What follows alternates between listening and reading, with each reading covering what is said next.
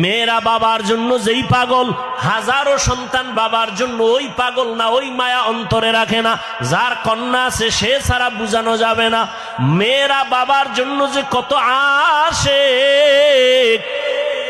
বাবা যদি একটু অসুস্থ হয়ে যায় ছেলেরা বিরক্ত হয়, এত অসুস্থ হসপিটালে কে নিবে, কিন্তু মেয়ে যখন শুনে খানা বন্ধ করে দেয়, পাগলের মতো দৌড়ায়। বাবার অসুস্থ খবর পাইয়া বলে আমি আর ঘরে থাকবো না। বাবায় কই, বলে হসপিটালে, কয় দৌড়াও। ওই মেয়েটা বাবার কাছে যায়, বাবা এত কষ্ট পাইও না, কাঁদিও না। একটা মেয়ে বাবার জন্য এতটাই ফেদা, এতটাই মায়া মোহাব্বত নিয়ে চলে।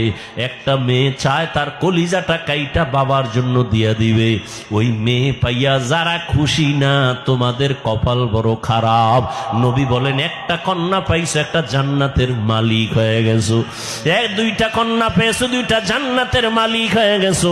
আমার মায়ার নবী ওই চরিত্রহীন মানুষগুলোর জমিনে আইসা আমার নবী তাদের আলিঙ্গন করলেন, বুকে লাগাইলেন। তোমার আমার মতো সি সি কইয়া বেনামাজিরে তাড়ায়া দেন নাই। আল্লাহর নবী ওরা গালি দেয়, নবী আরো কাছে যায়। ওরা লাত্তি দেওয়ার চেষ্টা করে, নবী আরো কাছে যায়। ওরা গালি দেয়, ওরা বদনাম করে, নবী প্রশংসা করে।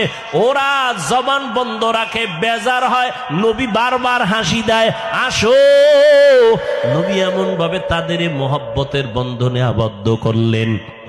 মাত্র 13 বছরের ব্যবধানে মক্কার মানুষগুলো এত দামি হয়ে গেল। নবী একটা বেতের বাড়িও দেন নাই, একটা গালিও দেন নাই। নবী চোখ গরম করে কারো দিকে তাকান নাই।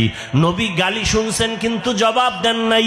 মাত্র 13 বছরের ব্যবধানে এই মক্কার চরিত্রহীন মানুষগুলো এত দামি হয়ে গেল। আল্লাহ জিব্রাইল আমিন রে পাঠায় বলে, যাও লিস্টি দিয়া দিলাম, লিস্টির মধ্যে নাম আছে।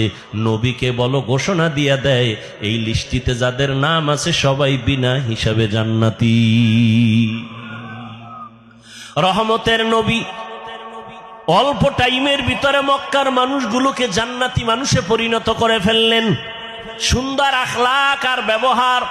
একদিকে নবী দাওয়াত দেন, অন্যদিকে নবী আল্লাহর কাছে সারা রাত দোয়া করেন, আল্লাহ ওই মানুষটা বুঝে না, হেদায়েতের দরজা খুলে দাও, ওই মানুষগুলো কি দিনের পথে আনো। তায়েফের ময়দানে আমার নবীর আদর্শের দিকে তাকাও। তায়েফের ময়দানে ওই কাফের ওরা সবাই নবীজিরে দেখিয়া ছোট ছোট বাচ্চাগুলোরে লেলিয়ে দিল, বলে পাথর মেরে মক্কার এই পাগলটারে তাড়ায়া দাও। মায়ার নবীরে যখন পাথর মারে বৃষ্টির মতো রক্তগুলো